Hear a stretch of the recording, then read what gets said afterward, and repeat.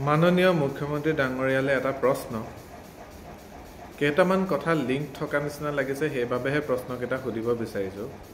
প্ৰথম প্ৰশ্নটো হ'ল যে অসমখনত ইমানখিনি জেল থকাৰ পিছত বাক্সা কিয়? এনেকুৱাটো নহয় যে লাষ্ট যিটো ইলেকশ্যন হৈছিলে ইলেকশ্যনত মুখ ঠেকেচা খালে আপোনালোকে আৰু তাৰ প্ৰতিশোধ ল'বলৈ BTC বাছি ল'লে যাতে হাগ্ৰামা মহিলাৰীৰ জেগা অশান্ত হওক, উত্তপ্ত পৰিস্থিতি হওক আৰু যাতে BPFৰ লিডাৰজনক বদনাম কৰিব পাৰে। এনেকুৱা নহয়তো।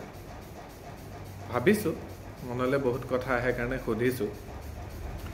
দ্বিতীয় প্ৰশ্নটো হ'ল আপুনি তাতে সেই পৰিস্থিতি কোনে কৰিছে এটা ভিডিঅ' পোষ্ট কৰিছে আৰু সেই ভিডিঅ'টোত কৈছে 7-8জন আপুনি মুছলমান ব্যক্তিৰ নাম লৈছে আৰু তাতে এজন কিবা পাঠক আছিলে।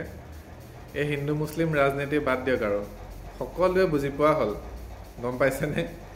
এতিয়া মই কৈ আছোঁ বাক্সাৰ কথা কওঁ। বাক্সাৰ পপুলেশ্যন 82.4% হিন্দু আছে তাত আৰু 14.29% মুছলিম আছে।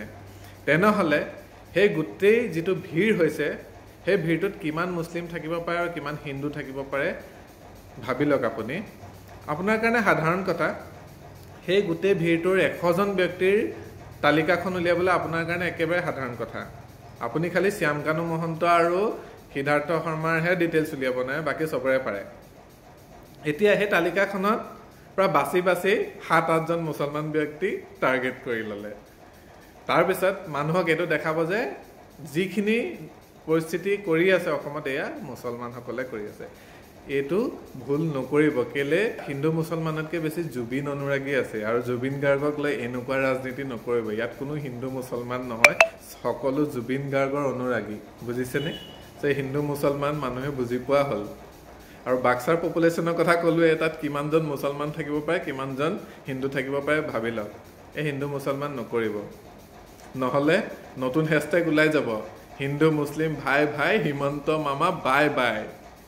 গম পাইছেনে? আহি আছে ইলেকশ্যন, এনেকুৱা কাম নকৰিব যিটোৱে আপোনাৰ চিটটো সংকটজনক অৱস্থাত লৈ আনিব পাৰে। আৰু এই যে 1200 টকা মিঠাতেল এইবিলাক টোপ দি থকাতকৈ অসমখনৰ উন্নতিৰ বাবে কিবা এটা কৰকচোন। অকল আপোনাৰ ঘৰখনৰ উন্নতি হ'লে কেনেকৈ হ'ব কওকচোন? এই মাজুলীত 1200 বিঘা, এই কাৰ্বি আংলঙত 2টা পাহাৰ, জেগাই জেগাই গোটেই লিষ্টখন ক'বলৈ মুখখন বিষাব, এইটো কাৰণে নকওঁ। 2টাই উদাহৰণ দিলোঁ।